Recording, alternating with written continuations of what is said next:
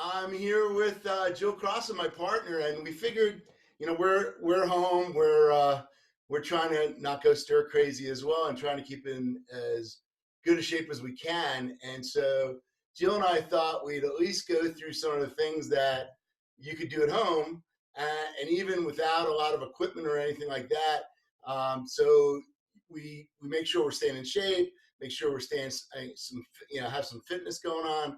So, Jill, like you were saying, you don't need much to warm up. You don't need much to do some good exercises, good core work too, right?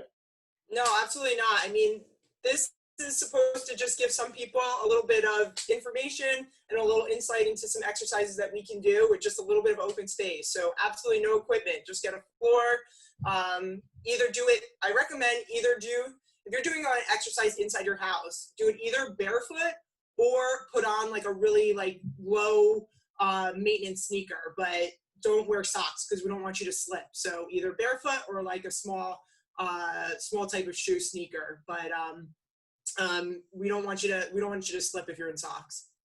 One of the things that maybe we'll talk about a little later is some of the little things we have around that we use. But for right now, why don't we just go over some of the stuff you do to warm up and some of the things that people could do at home? Yeah, so I think we're kind of going back into the vault, right, of the things we used to do when we used to warm up. Like I played basketball and soccer.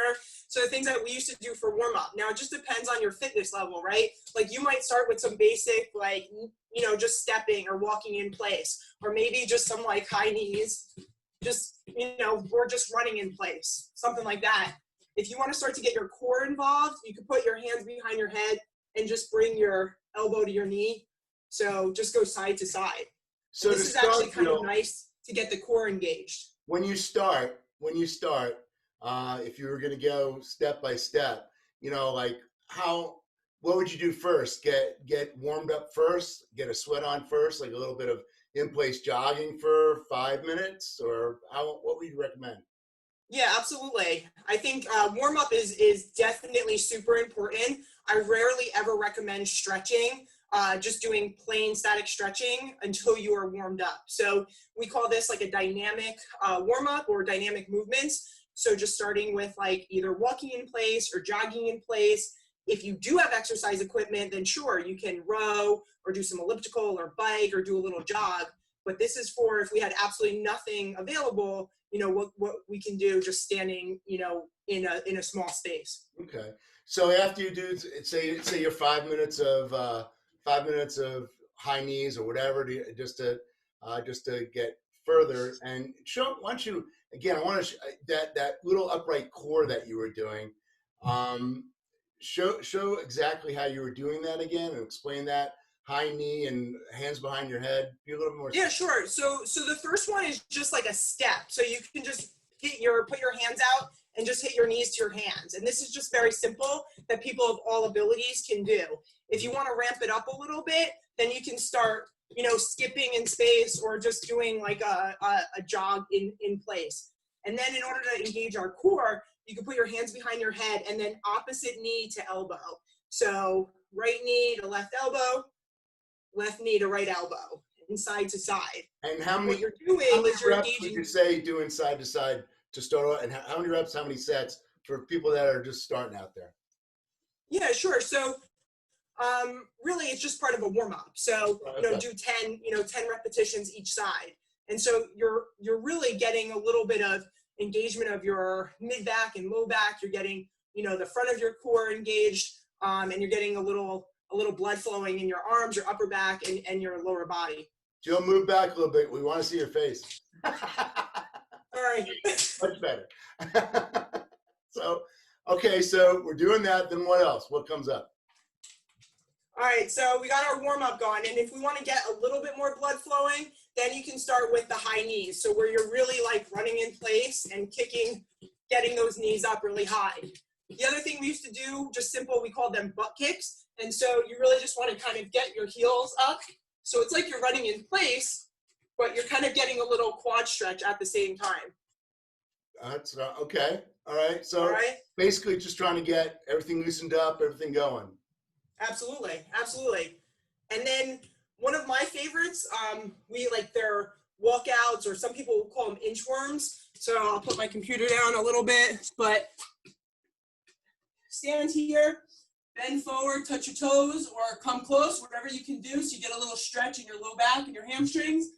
Just walk out, so you're into a plank position. You can even go back into a downward dog if you're doing some yoga, and then come back in and stand upright. And then same thing, walk out, go into a plank position, hold it for a couple seconds. Hey, Jill, talk back. about the plank position. Talk about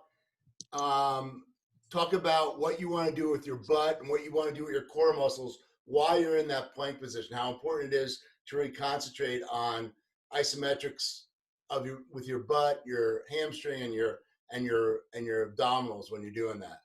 Yeah, so that's a good point. When we do a plank, we want to stay as flat as possible, right? So sometimes if we get really tired or we're a little fatigued, we might have a tendency to kind of hike our pelvis or our butt up in the air, and we don't want to do that. We want to keep everything flat and engaged. So when we say engaged, we use that phrase to mean we want those muscles contracting. And so when we talk about our core is essentially the muscles that stabilize our trunk. So essentially from our chest down to our pelvis, including our abdominal muscles, our lower belly or pelvic muscles, and our low back. And so if you're doing a plank, I'll kind of go into the side here. So if you can see me okay, you just kind of want to engage here. So my upper back, my thighs, my glutes, my core, everything is strong. You don't want to pike up. You want to stay kind of in a straight line. And you don't want to slump down either. What's up? You don't want to slump down either. Correct. Like, dude, you don't want to do that. You want to stay engaged with everything in a straight line. If your hands bother you, if you have any wrist issues, you can make a fist and do the plank on your fist. So that way you're not bothering your wrists. Or on your elbows, or on your elbows, exactly. So, or you can kind of get down here and you can do it flat on your elbows here. Sounds great. So, okay, well, raise your camera up again so we can see your face. So, I'm not a professional camera person, so. No, that's fine. Nobody's professional here.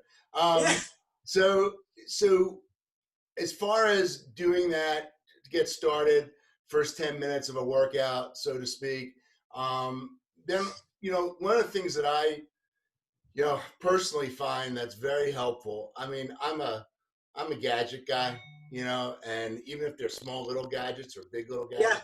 But one of the things I think is one of the best things anybody could buy, especially if they have a lolly column down their basement or something to tie things around, or a door that they could put a stopper in. I'm a real big fan in simple resistance bands. Oh yeah, they're great. Okay? Absolutely. So you can get them on Amazon through the web, and you get different resistance. I'll just show you. I'm just gonna come over here for a second. So here's one of my wall of where they're all sitting.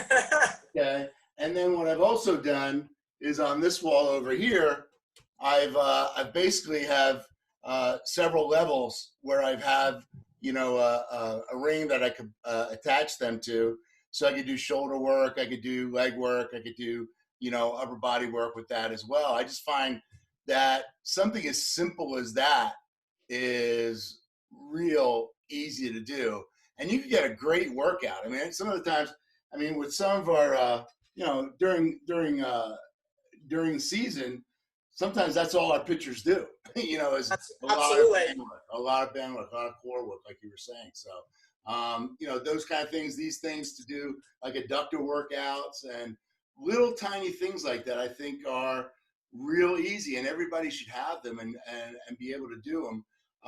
And real simple. They usually come with a self-explanatory chart or self-explanatory CD or online, and things you could do. So we don't I think want the nice thing about the resistance bands is you can isolate the muscle groups that you're working on. And so you can't just throw weight around. And so you get rid of the momentum piece of it and you really focus on isolating the muscles, which I think is really helpful and works on not just strength, but just toning for whole body if you're going to use them. Absolutely, absolutely. And along the line, one of the next videos we'll have is actually doing, a shoulder or overhead athletes band workout. So everybody could see what we're doing with that. So those are kind of a couple of things that we're going to be doing as we go forward. And we're going to try to get everybody involved and just with ideas, everybody's got to inspire everybody else to keep moving, because we got a while left on this, and every day is a day where we're losing momentum, and so you really want to keep things going. It's very important. Absolutely. So these are ways that we can keep up our fitness level and do things, in our house. And so, one of the things that we talked about is, especially for our young population, our teenagers are all kind of hanging out at home and saying, what do I do while my sports are canceled? These are for the preventative measures that they can take. So, exercises for shoulder health, for upper back health, for core strength, ACL prevention. Like, these are all the things that we want to discuss and go through a couple exercises to demonstrate those. Going forward, we'll have this is kind of just a trial balloon for us today, and see how this works out. See what everybody thinks about it. Again, once you see these videos, please comment and let us know what you'd like to see, especially when it comes to either this kind of stuff where we can go over some training issues and some fitness issues, or maybe some of the questions you have about some orthopedic and musculoskeletal problems. We're happy to answer them like this. Mm-hmm. And believe me, if you have that question, so many other people have that question. So don't be afraid to put it in the comment section. Ask the questions you may have, and we'll get back and answer them for you. Absolutely. All right, Jill, get back to your dog and your little baby. All right. I'm shocked they haven't busted open the door yet. The dog is about to. Okay. All right. Well, thanks, everybody. And like I said, Jill and I will be back over the next few days and with some more information. But please put some questions up there and any comments that you may have, or some suggestions that you may have. And we're happy to put it out there for you guys and with us. So look forward to seeing you guys soon. Have a great day, everybody. Thanks, Jill. See you guys. All right.